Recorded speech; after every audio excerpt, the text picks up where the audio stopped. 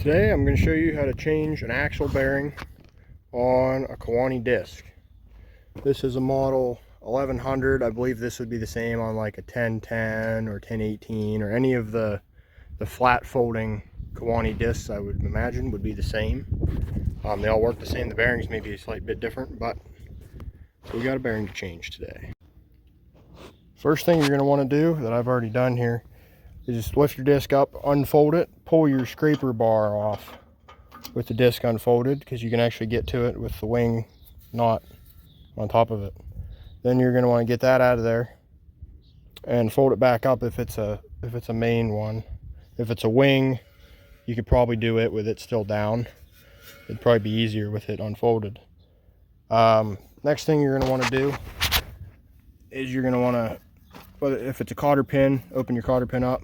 But this one has the tab that you bend over the edge of the nut, so we're going to bend that back straight, and then we're going to wire wheel these threads up. Otherwise you'll be fighting the dirt trying to unscrew that, and you'll just sand those threads away, and then it won't tighten up, and you don't want that. This one's also loose because of bearing issues, and this blade's cracked, so we're going to change the blade while we're in here. We're actually going to change both bearings while we're in here, because the one's looking pretty bad and the other one we know is gone.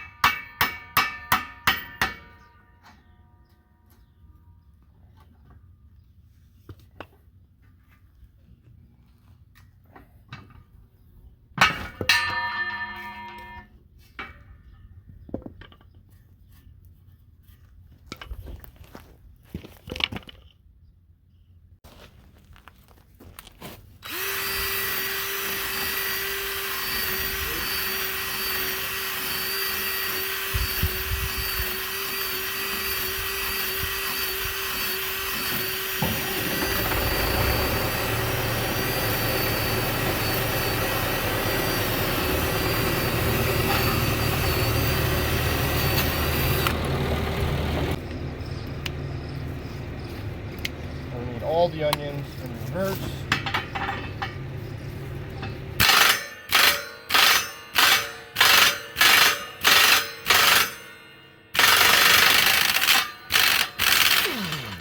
I'm gonna set it down. Uh-oh. What? There's a thread right there. I don't know what part it's out of, but it's out of something. I think it's out of the nut. Torque to yield. Oh no, this axle's as bad as that one I broke in half. She split the blade, and the whew, that had a rough go, man. Yeah, blade split. Need 19 millimeter on them, or 3/4. Man, even the spacer's hammered up. It's like tried to turn the square into a circle. Look how split this blade is. I don't know why. That is not kosher. What brand blade is that? Ingersoll. Ingersoll, made in France. It's not like it's a Chinese. Some hours though. Yeah, it's not a Chinese blade. And being that's all hobbed in there, that totally has been run loose for a good while. Funny and going. We're gonna rest. Okay, we're gonna not lay underneath of this. Sort of. Your feet's a little bit in the way. Well, can I get this in here? Probably not. The thing on it. Yep, it's off. Yeah, I thought so. No, like nut is off. Oh, like, it broke loose that easy. It's like almost. Not better. Want to go get them? Bring them over. I'm good. You have a lot more work to do before you need those. What to talk about on video?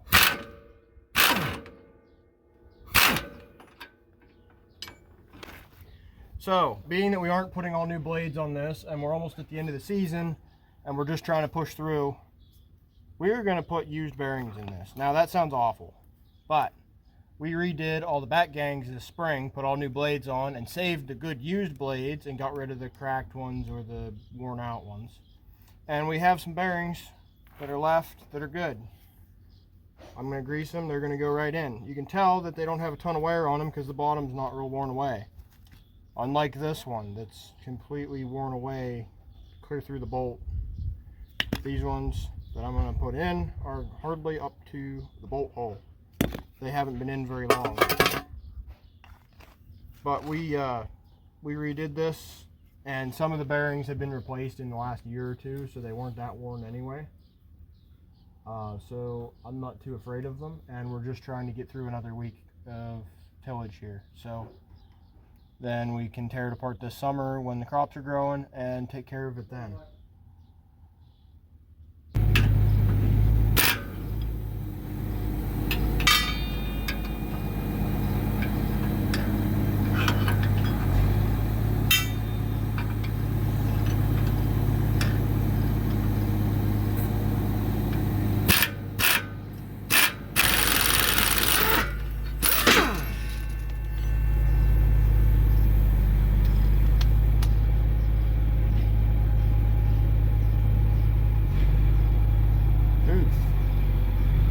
That bolt's junk. Ow. And it's rather warm.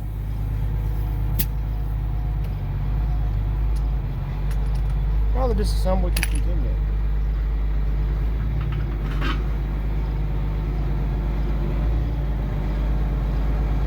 Yeah, that one doesn't feel real good. And it's ridged on the edges. Junk.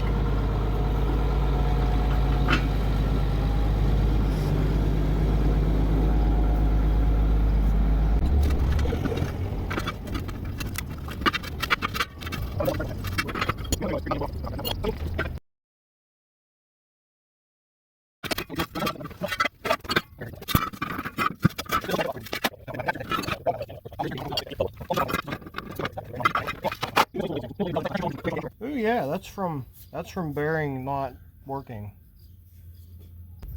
Anyway, safety. It may not be first, but it should be on the list anyway.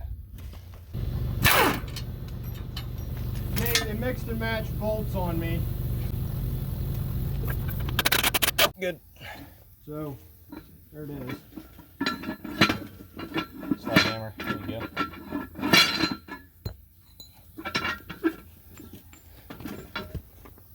All of these are walled Right out, and there. this gang's bent. It's part of that bearing. Actually, this is the inside raceway. It's supposed to go on that square shaft. Look at this side. Real nice and smooth. It's been polished. This side's been broken for a while. This side is sharp. That's the side that broke yesterday. So I was able to get this chunk because it was like halfway in there. The chunk is somewhere in the side. That's where the ball bearing is. This is the outside raceway. A couple days have gone by. This axle looks a little different than the last time you guys saw it. Dad went through and instead of ordering a new axle, since this one wasn't bent too bad and it wasn't broken, he welded up all the spots that were worn down and ground them back flat, and we straightened out the spot that was real bent out here at the end, and we're going to put it back together with our used bearings off the ones that we rebuilt earlier in the spring, put new blades on, and the used good bearings we saved. And we saved any of the blades that weren't cracked, because there were a few that were not cracked. So we're going to put some of the best used blades on, and we'll be back in business here this evening. Going back together, we're going to need this funky looking thing first.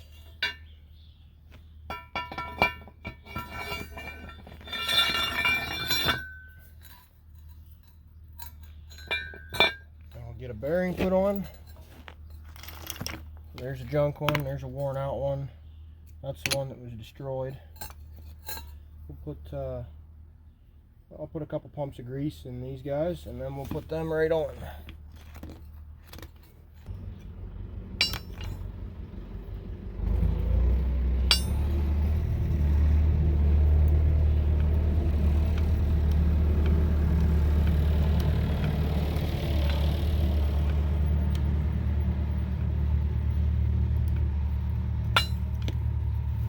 There it it is coming out the side of that one, and I heard it popping in this one, so I know it went in. So we got those greased up. I got some more tools out, so I had to put them away. I'm gonna put the first blade on. That one looks pretty good. And we'll get our half spacer on.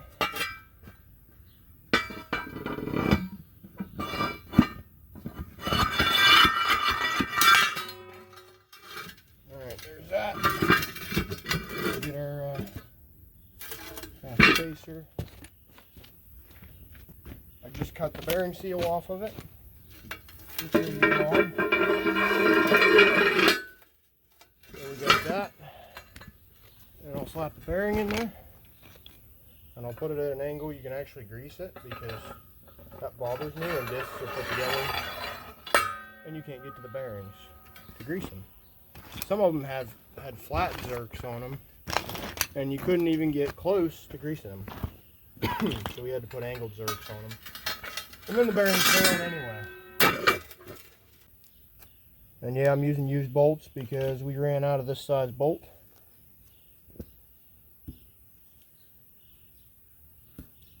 So we're just going to roll with used ones, because likely we'll have this apart again soon, because they're used bearings, and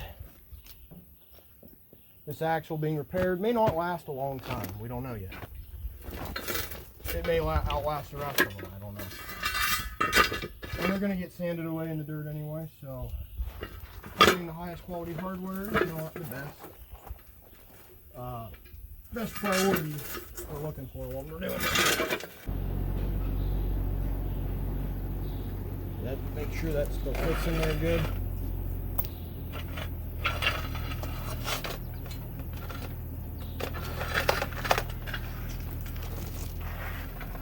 got blades, I got spacers. I can let it back down.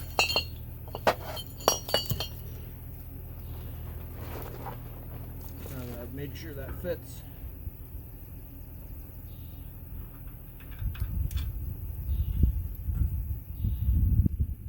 Figured they would fit, but then again, Nate had trouble with his, and we had to do some spacer customization.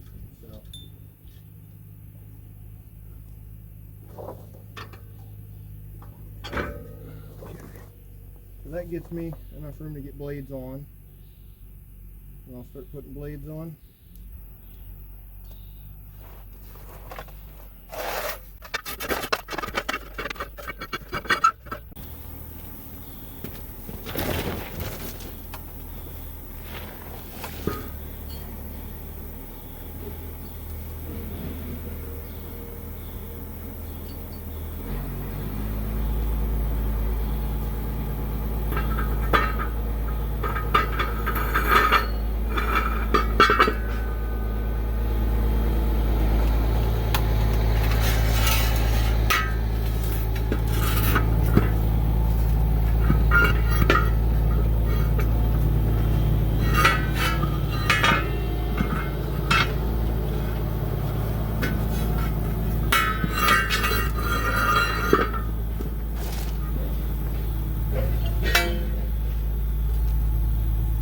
Spacers you gotta watch. They're domed out one way and they're cupped the other way. You want to make sure you got them the right way. You'll have trouble when it comes to tighten them up.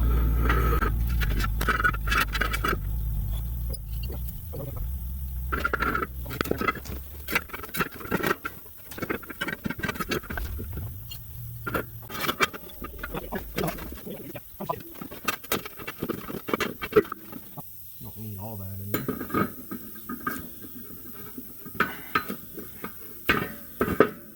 Okay, there's that. Bearing number 2.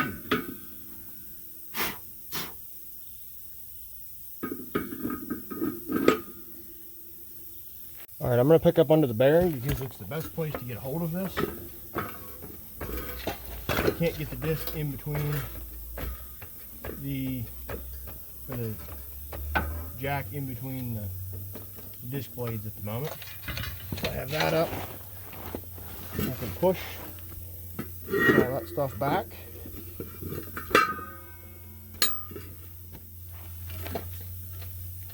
And I can let it back down to move my bearing under there where it needs to be. I'll go nice and easy. It's not going to slide back down on me. Okay, I can get that in there. Now I'm going to do just under the axle so I can position that exactly where I need it. I actually need to roll that back some. I'm going to go easy on it so I don't booger the threads up too, because as much as I like running a lathe, I don't want to have to make threads. I don't have to make threads.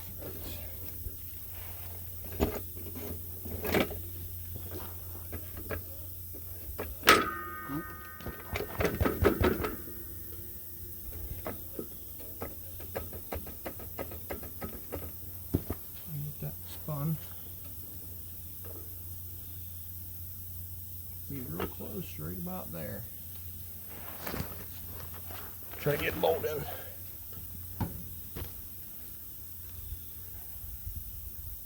The top one should be awful close. Just the tip.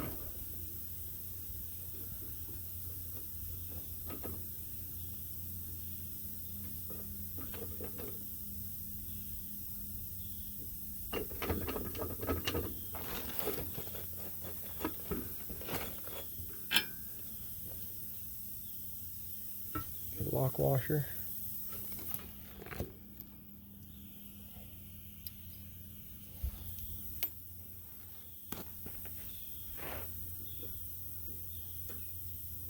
Actually, I'm not going to be able to get the lock washer on here, but I will put one on once I get the rest of the bolts on there.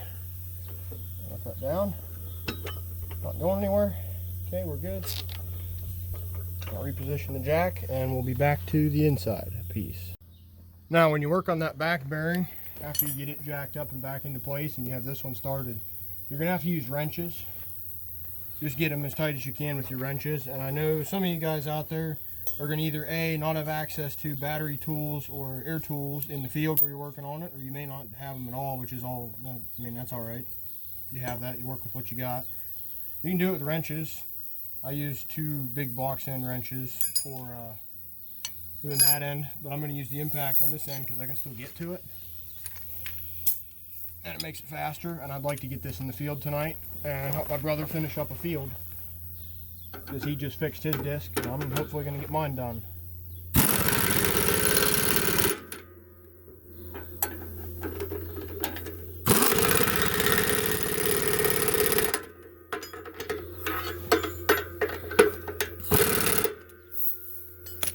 Now I can take this one out, put my lock washer on it.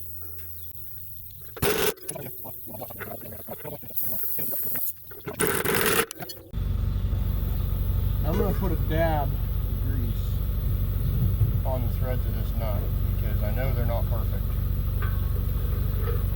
And I know that my axle isn't pulled the whole way through. I know there's some sticking out the other end from when I assembled it. So we can use the impact to help us with that. Because you're not going to be able to pull against the force of all the blades and the pieces hanging on it. But you can take the big socket and your big impact and pull it. If you're going to do it by hand, I recommend you set it down on the ground first. Somewhat, not put all the load on it, but just enough that it's not going to spin. Whereas the impact, the jerk, and the jerk of pulling the trigger will overcome it wanting to spin somewhat. But doing it by hand, you can't slam it fast enough like the hammer inside an impact to get it to stay put generally. So I would either do that or figure out a way to wrap a strap around a spacer and tie it off so it can't spin on you. You can still hear a little bit of the ringing, but I got it tightened up there. And we got about as much thread sticking out as we had when we started. Maybe a little more actually, because it was loose. All the blades are tight. We're gonna bend that tab over and put the scraper rack back on, and we'll get her going. Thanks for watching, guys. Let me know if you would like to see more content like this of how to repair stuff, or more so the footage of me turning the wrenches and doing the things, or what exactly you guys are here for. So let me know what you want to see more of, and I'll see what I can do to get it.